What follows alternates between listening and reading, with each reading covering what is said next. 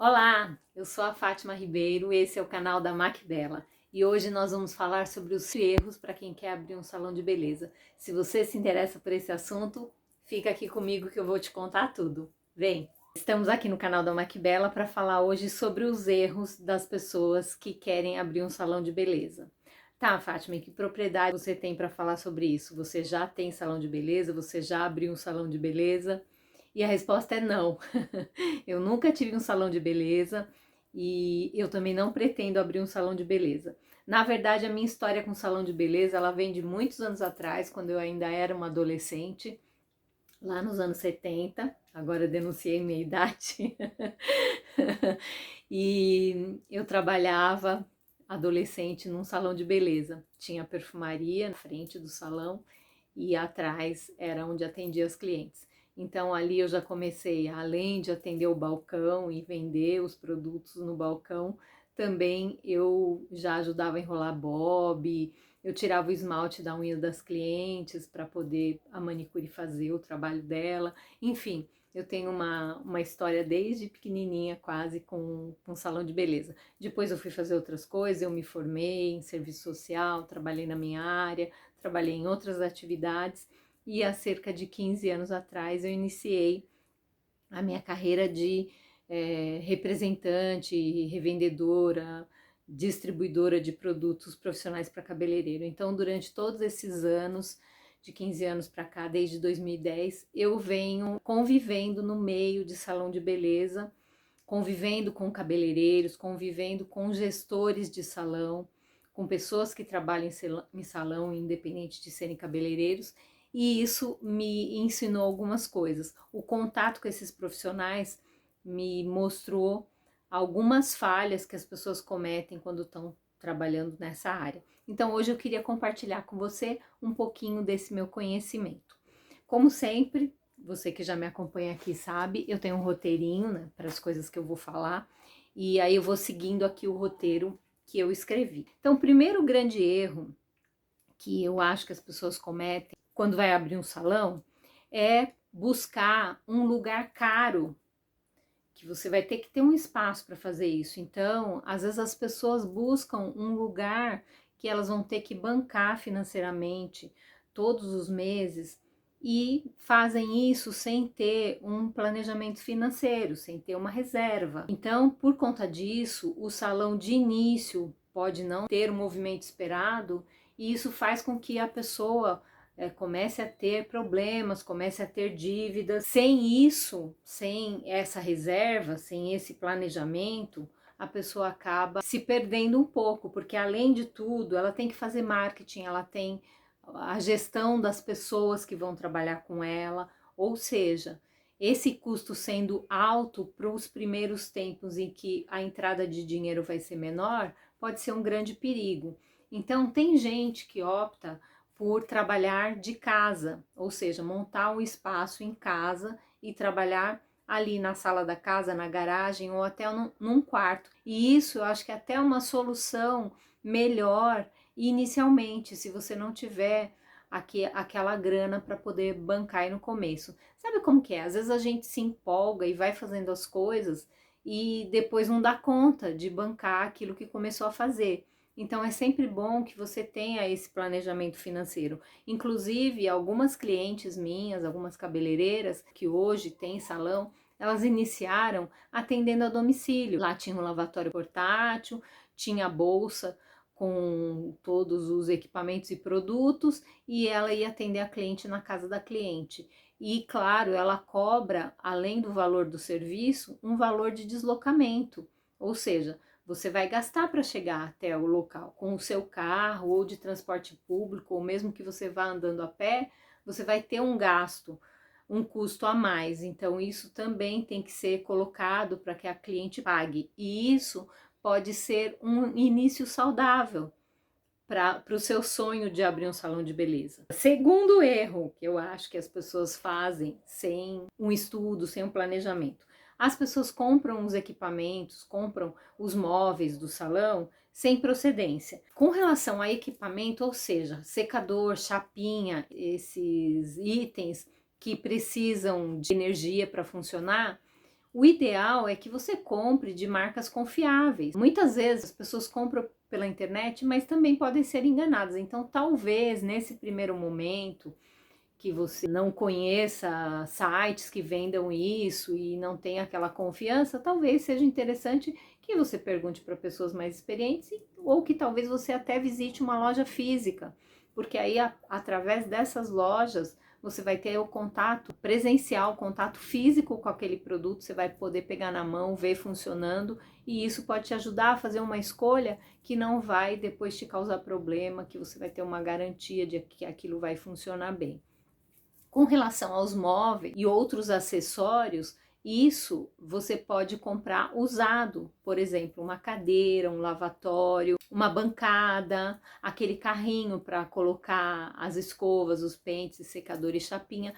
Essas coisas você encontra aí nos grupos de desapego, no Facebook, no WhatsApp e mesmo na internet, em sites que vendem produtos usados, você pode encontrar bons produtos com valores bem abaixo de um novo e que vão compor o seu salão nesse início, que talvez você não tenha aquela condição de ir lá na loja comprar um produto, um acessório ou um equipamento novo. No caso que eu tô falando é de cadeira e de lavatório.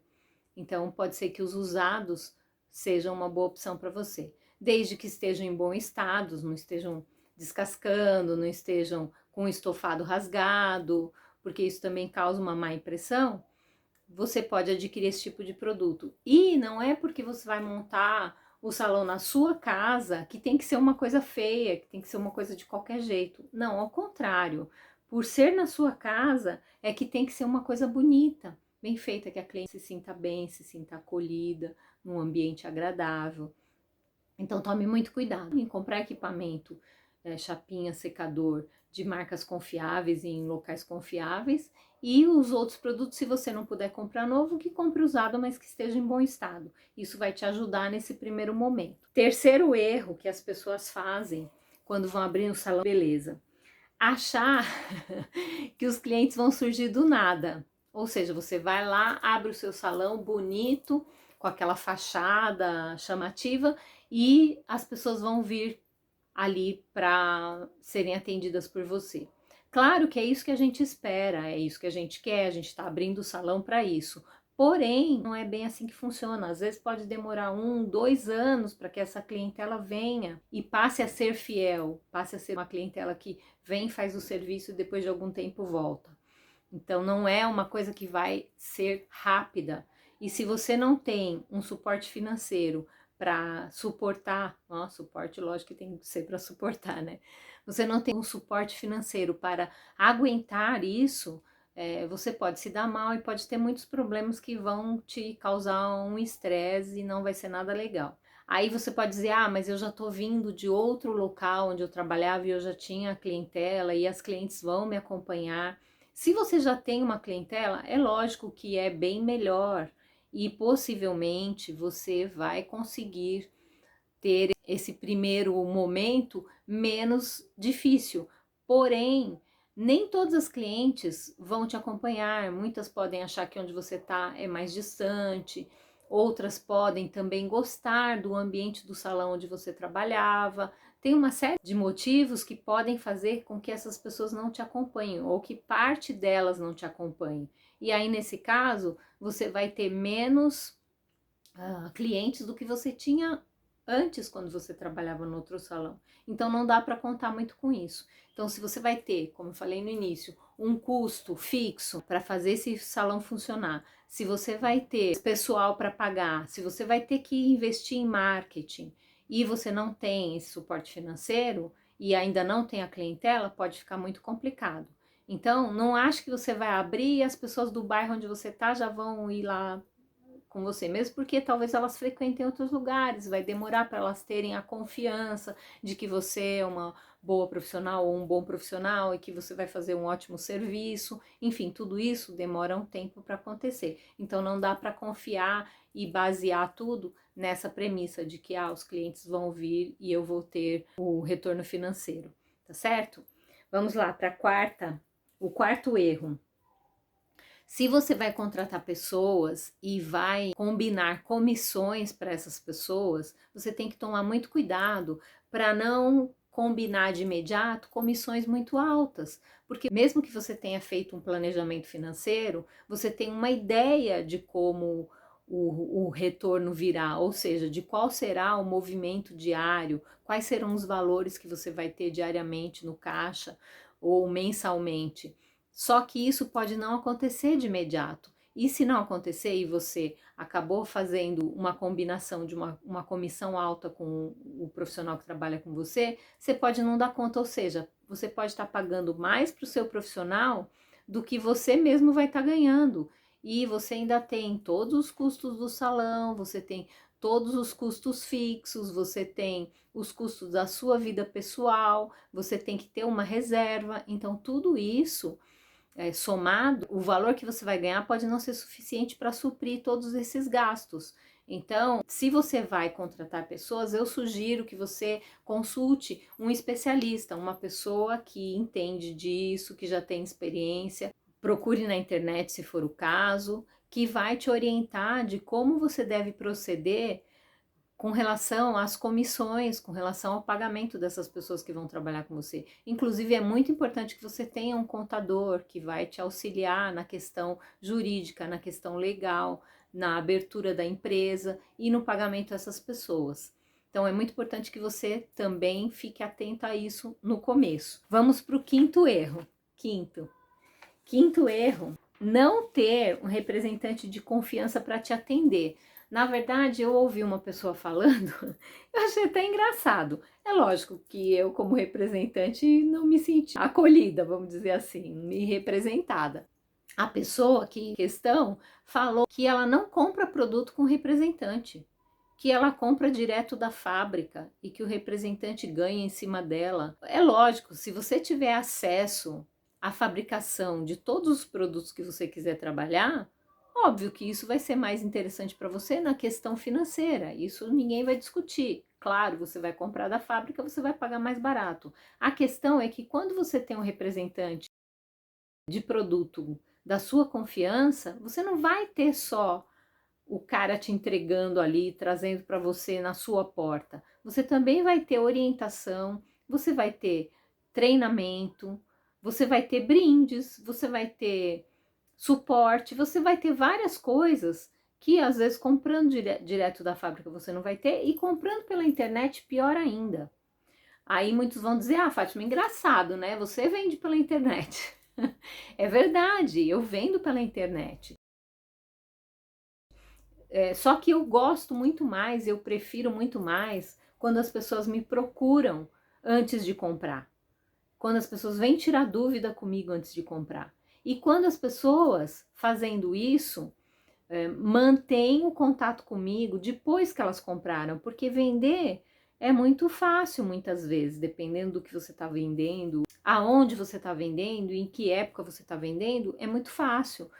A questão é você fazer o pós-venda, ou seja, você deixar o seu cliente seguro de que se ele tiver qualquer situação com aquele produto que você vendeu para ele, que ele vai ter um suporte. E quando você compra diretamente da internet, principalmente de sites muito grandes, você não tem esse suporte, dificilmente você vai falar com uma pessoa, sempre vai ser um atendimento automatizado, ou você tem que mandar e-mail e esperar a resposta. Dificilmente você vai ter alguém que está do outro lado da linha do telefone, que é uma pessoa que tem conhecimento técnico, conhecimento de vendas também e de todo o trâmite para poder te orientar. Então é muito arriscado. Eu pessoalmente sempre digo para as minhas clientes que não é saudável você simplesmente ir na internet comprar. Se você vai comprar pela internet, tenha certeza de que é um fornecedor que você vai poder contar com ele em qualquer momento de desafio, de dificuldade. E se você compra de qualquer site, porque você viu lá que está com preço bom e você acha que você vai levar vantagem, pode ser que você tenha uma vantagem, mas pode ser que você arranje um grande problema, uma situação muito maior para resolver. Então, eu indico que você tenha sim um representante de produto de confiança, 1, 2, 3, eu acho que uns 3 pelo menos, é muito interessante. Eu vendo meu produto e eu quero sempre eu vendo a Maquilis e outros produtos, e eu quero sempre que o cliente compre comigo e que ele volte a comprar comigo. Com certeza, se eu falar que não, eu vou estar sendo hipócrita. Porém, eu sempre digo para os meus clientes que é muito interessante que ele tenha pelo menos mais 2 marcas daquele produto que ele usa, vamos supor um pó descolorante. Sempre é bom que ele tenha pelo menos mais 2 marcas ali em stand-by, marcas que ele confia, que ele sabe que funcionam, que dão resultado. Por quê?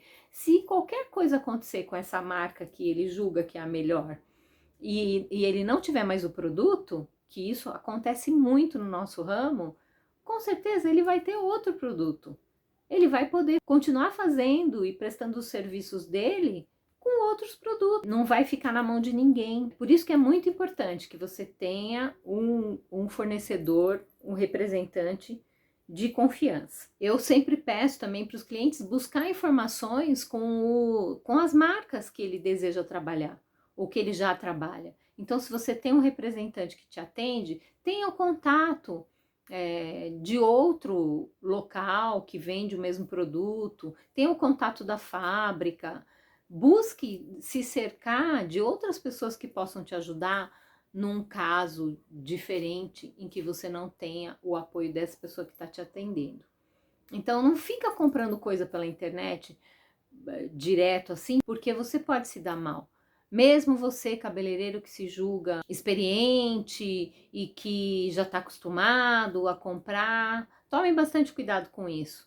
E aí, por último, o 6º erro que eu julgo que é um grande erro, eu até já falei um pouco disso no começo, mas é não ter uma reserva financeira. Então, quando você vai abrir um negócio, você tem que ter um valor que você sabe que vai te segurar caso você não tenha um movimento esperado ao longo dos meses, ao longo de 1 ano, de 2 anos, até o seu negócio começar a funcionar efetivamente e ter um bom movimento de dinheiro. Então, é muito importante que você faça um planejamento financeiro antes de pensar em abrir, em fazer, em inaugurar e tal, que você tenha isso. Isso é de extrema importância para tudo que você quiser fazer em relação a abrir negócio.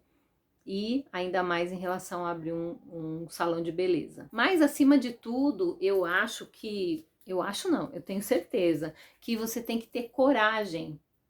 Para começar um negócio, você tem que ter coragem, você tem que ter a sua autoestima, ou seja, acreditar em você, no seu potencial, atitude, você tem que ter foco naquilo que você quer fazer, você tem que ter força, você tem que ter tudo o que você precisa para o seu bem-estar, para que você possa ter essa força, porque abrir negócio e manter negócio não é nada fácil.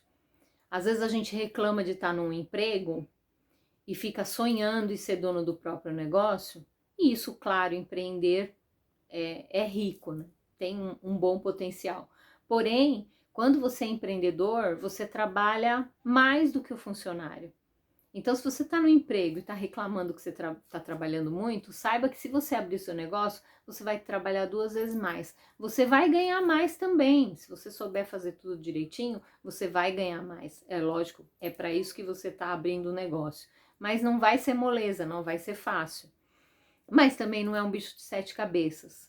Se você trabalha direito, você conhece do seu serviço, no caso de atender as clientes, se você está disposta a aprender, se você tem garra, se você tem fé, autoestima e coragem, você vai conseguir. E seguindo todos esses passos, ou seja, evitando de fazer essas coisas que eu falei no começo do vídeo.